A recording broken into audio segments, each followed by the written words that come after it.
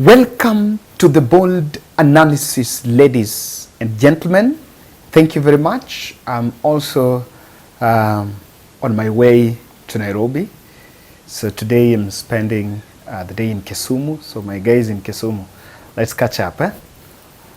There is something that happened in the morning, and of course I realized it actually slipped coverage from a couple of media stations, but behind the scene, journalists are really talking about it. And I want us to pay some close attention. President William Ruto ordered journalists to be ejected from an event, or rather from a meeting that was going on at, I think, a hall, KRA, meeting with the KRA officials or some KRA staff. And what shocked many was the president ordered that journalists leave so that they can have maybe that discussion, and after it, they will then call back the journalists. And remember, he had just gone there to profile, to file his returns. And of course, it was an act of setting the example for the nation. And I believe the journalist is actually saying that the media invite was sent yesterday. So they were formally invited to cover that. You know, the two ways, you can be invited to an event or not being invited, but then you cover under public interest. But they got formal invitation. Even though the president went there, now I think you need to get the soundbite here. We can ask the media to leave, and then we can have a closed session. If anybody has, maybe there are people who want to. But I'm running short of time. Anyway, maybe I will get another opportunity to come so that we can. I really want us to have a candid conversation. Yeah? I really want us to have a candid conversation. Because what I am telling you, good people. So, that was the president saying, these guys need to leave. You know, and the people actually asking, actually, they left. That is what has been confirmed, that quite a number left by then. Imagine as president ordering to leave out. Now, this has to be put in some context. It's true, they were meeting KRA staff, and the president really spoke tough about a couple of issues, according to the RA, touching on KRA. Remember, KRA has been a point of focus for this country for the last couple of months over failing to meet their target, of course, in terms of revenue collection. There's also been an overambitious talks of KRA becoming overambitious with what they're setting out as the target for the next financial year. And I think another 2-point-something billion that is to be set aside for rebranding KRA. So there's quite a lot of stuff that have been going there. And for me, I think it was a good gesture for president to head there and try to manage things from within, if probably he means so, even that's what I doubt. This issue is becoming a problem, and I think the UDA are feeling a bit uncomfortable. I want to play for you this video clip of PS Hinga. It was done, of course it's an edited video, but it was a depiction of how he really struggled to convince MPs about the housing fund. And now I'm introducing the housing fund because that's the elephant in the room.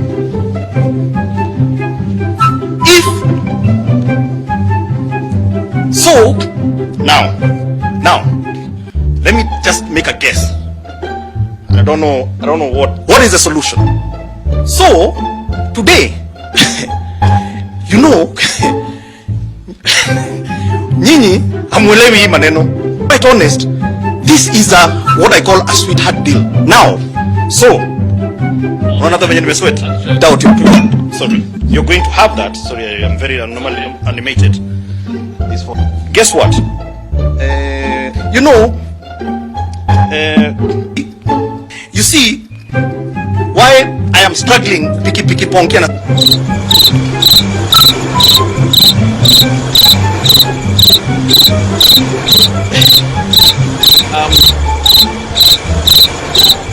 How can I? Huh?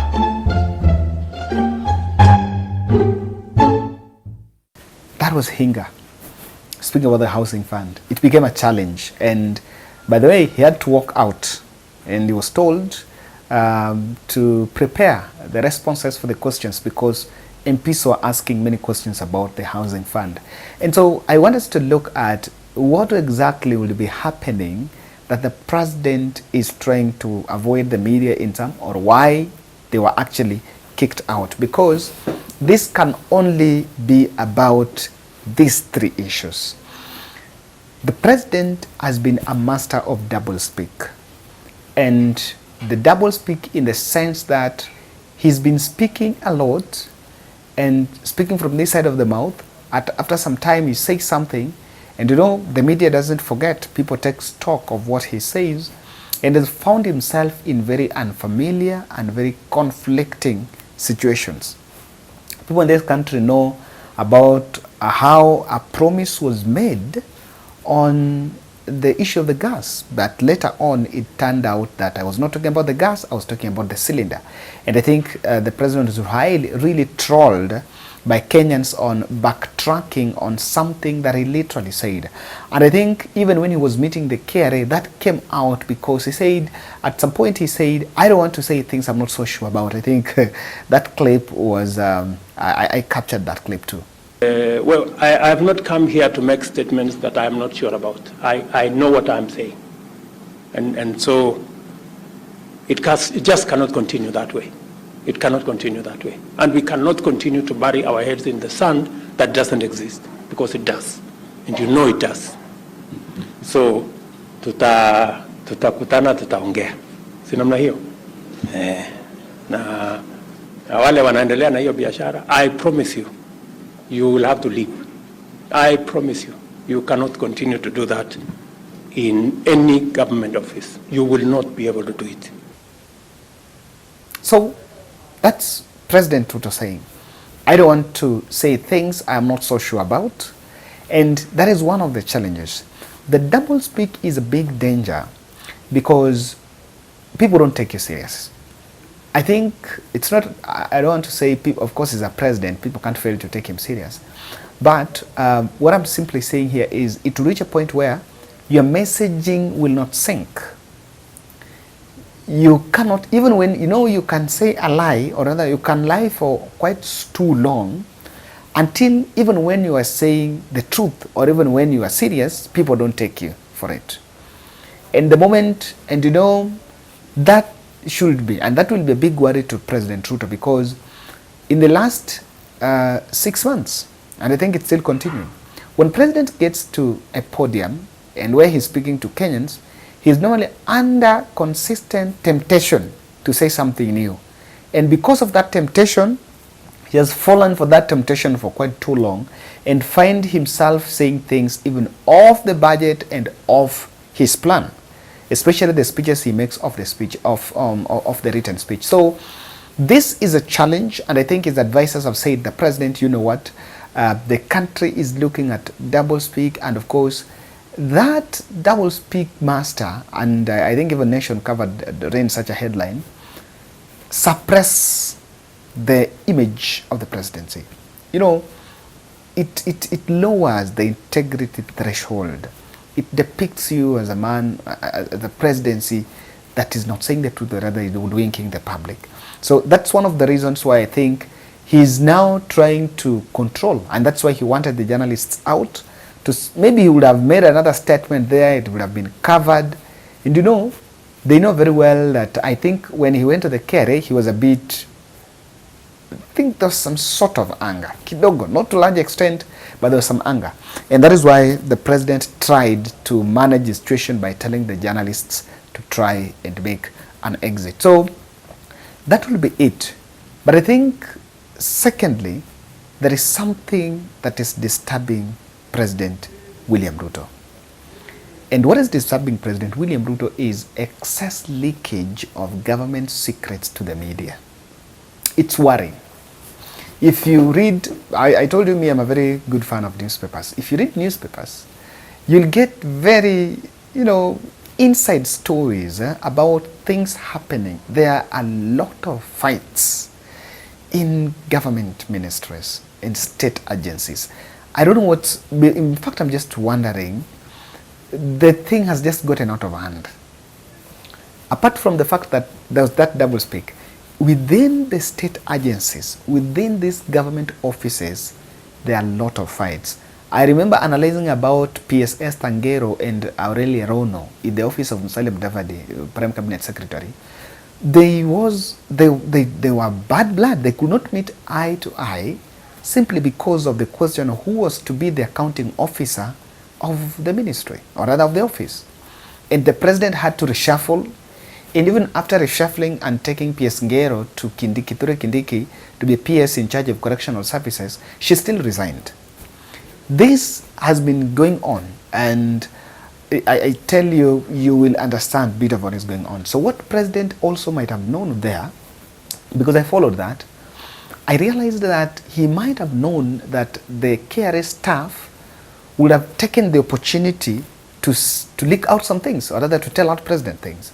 You know, I want you to imagine a situation where you are working in an organization, and this organization has a lot of problems.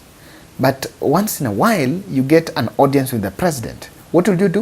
You will not let that chance go. And there are those who will be tempted to say, if the president will ask them a question, tell me, what do you think we can do for you so that you efficiently execute your mandate? Someone will come out and say, maybe some of the problems that are going on there. Now, when there is media standby, I can tell you, the media, when it comes from KRS staff, someone saying something that maybe some things are not going on right there, the media will not want to investigate because that's not their work. They will actually run the story. And the president knows that the media has poked holes, quite a number of holes in the UDA administration. And that is why it has not yet worked. One of the reasons, and I've always told people, so far there are scandals that we've seen. Publicly, two has come out, sprouted loudly, the KEMSA and the contraband sugar. But that doesn't mean that things are not happening. That's what I can tell you. Things are happening. The only thing here is there is a lot of loopholes. I was reading a story, I think it's in the Standard, about how some people spies were dispatched in a ministry somewhere, and some officials were dispatched in a ministry to manage, and there is some scandal that is brewing there about a tender that was given. But these officials were dispatched there to manage what comes out. So people felt threatened, and no one will say anything out. You know, so this is one of the things that the President William Ruto is avoiding and is struggling to do, because things are simply not getting out of hand.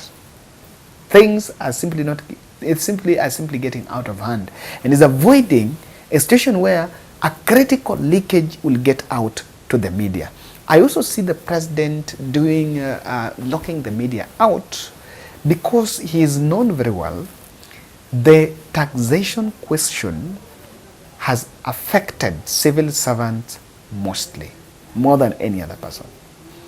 It is the pay slips that are being raided. The guys in the private sector can find dubious means of evading the tax. Even if you are going to deploy the people to go and physically collect taxes on ground, that will not be effective. It will be some hide and seek game between the tax collector and the people that are doing businesses, or rather in the small investment, in the small sector. So what he might also maybe did not want the media to take is a situation where he's confronted with the reality, where even civil servants objecting the tax regime.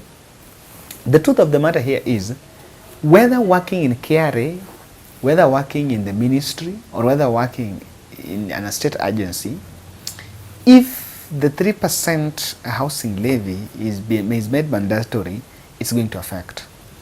By all means, the 16% VAT on fuel is going to affect. The turnover tax that has been reduced. Immediately it was from those who are 1 million, now it has been reduced to 500 per year. That means everyone, quite a number, going to fall within that bracket. So it's going to affect almost everyone. So one thing that I can see is President Ruto is afraid that some of these things are coming out. And he runs running in a situation where a civil servant will come out and, say the president, this and this is going on, and maybe it is against us, or that is what is maybe demoralizing our staff. So I don't know what you think, but that is my take on why President William Ruto decided that journalists should be locked out. And you know, I don't get it, and that's why I'm feeling like it was not a good call. It was a wrong move, because everyone in that room was having a phone. And if it is about recording, people can record. Someone can even record an audio. You don't need a video.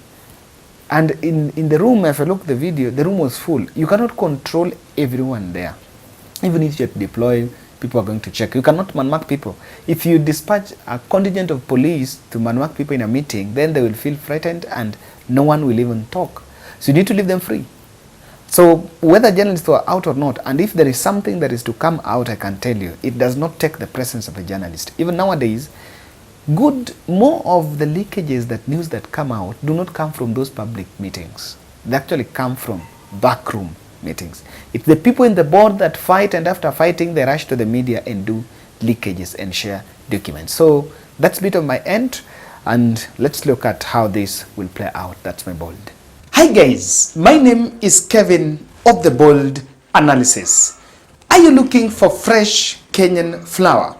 Then you need credible, certified and trusted company. And that is why I want to introduce to you Jay's Flowers Limited. Jay's Flowers Limited is a company that is currently based at Jomo Kenyatta International Airport. And what you need to do is very simple. When you place your order with Jay's Flowers Limited, they will help you to get fresh flowers from the farm and also process the exportation to the country of destination. This is a trusted company that is currently working with clients from 7 continents across the world. What you need to know, you need to get more information by contacting them here, +254 7433 94954. Jay's Flowers Limited, the home of quality flowers.